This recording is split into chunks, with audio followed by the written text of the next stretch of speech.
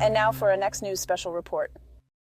Brace yourselves, America, for the unhinged hysteria gripping the left as Trump's resurgence looms on the horizon.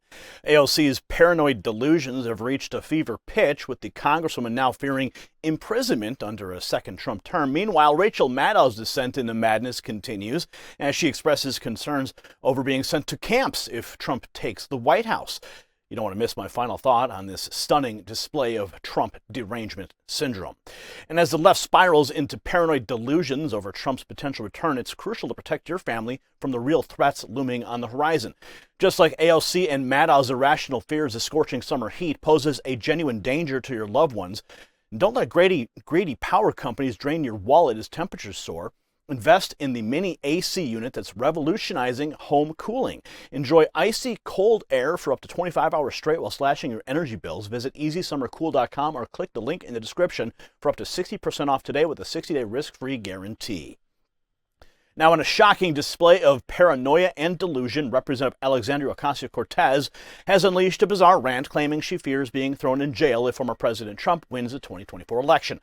During a recent interview with Kara Swisher, AOC's unhinged remarks reveal the depths of her Trump Derangement Syndrome as she desperately attempts to paint the former president as a vengeful tyrant hell-bent on imprisoning his political opponents. Take a look. Trump is now a convicted felon, if you hadn't heard. It's been obviously a boon to his fundraising. There is also a possibility he will win. Mm-hmm. Do you think he has a chance? And then what does that mean for you as a politician and for Democrats if that happens? Trump does absolutely have a chance to win. That is why I have thrown my support behind Biden early, and I support it vociferously. It is unequivocal that if Donald Trump wins, we are looking at the potential dissolution of democracy in the United States of America. So, very last question. What happens to you if Donald Trump wins? What do you do? What's your first move? I mean, it sounds nuts, but I wouldn't be surprised if this guy threw me in jail. Really? He's out of his mind. Mm-hmm. I mean, he did his whole first campaign around lock her up. This is his motto. Oh, he didn't say that, He said he didn't say that. Teasing. Yeah, right? That, yeah. I take him at his word. I take him at his word. I take him at his word when he says that he's going to round up people. I take him at his word when he threatens journalists. I take him at his word.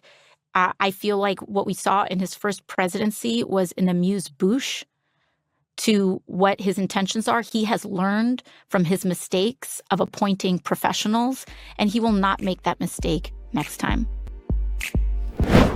AOC's baseless accusations stem from Trump's 2016 campaign rallying cry to lock her up, referring to Hillary Clinton. However, the Congresswoman conveniently ignores the fact that Trump never actually pursued legal action against Clinton during his presidency. Instead, she insists on casting herself as the next potential victim, claiming, "I wouldn't be surprised if this guy threw me in jail. He's out of his mind." Her irrational fears and conjectures are nothing more than a thinly veiled attempt to smear Trump and stir up political discord. Moreover, AOC's claims fly in the face of Trump's recent assurances that he does not intend to weaponize the Justice Department against his political rivals, not even President Joe Biden. Trump's focus remains on draining the swamp and exposing the corruption that plagues our government. Yet AOC and her ilk continue to spread fear and misinformation, painting a dystopian picture of a second Trump term that bears no resemblance to reality. And joining AOC in her descent into madness is MSNBC host Rachel Maddow, who recently expressed her own irrational concerns about being interned in a camp should Trump win the presidency. Maddow's unhinged remarks further exemplify the left's willingness to engage in outrageous fear-mongering tactics to undermine Trump's potential return to the White House. Take a look at her recent remarks.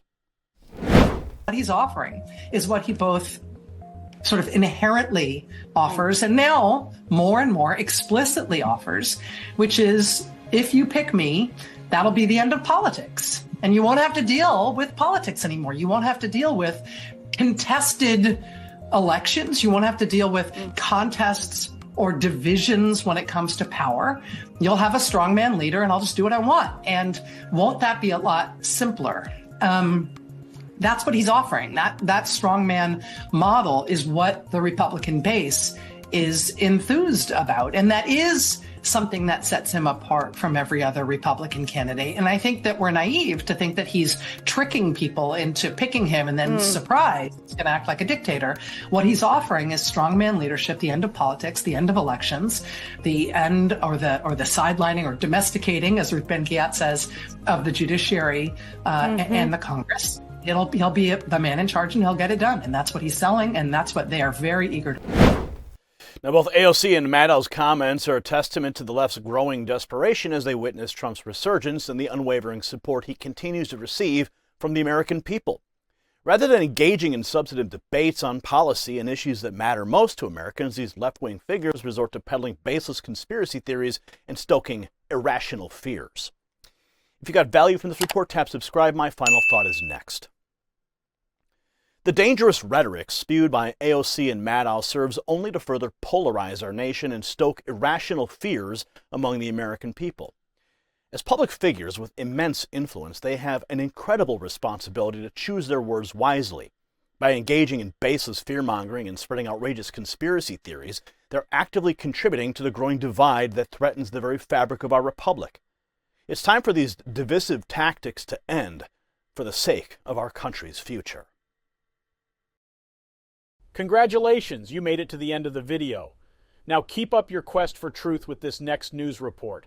And if you found our channel enlightening, join the millions who agree with you. Tap subscribe. Thank you for watching the Next News Network.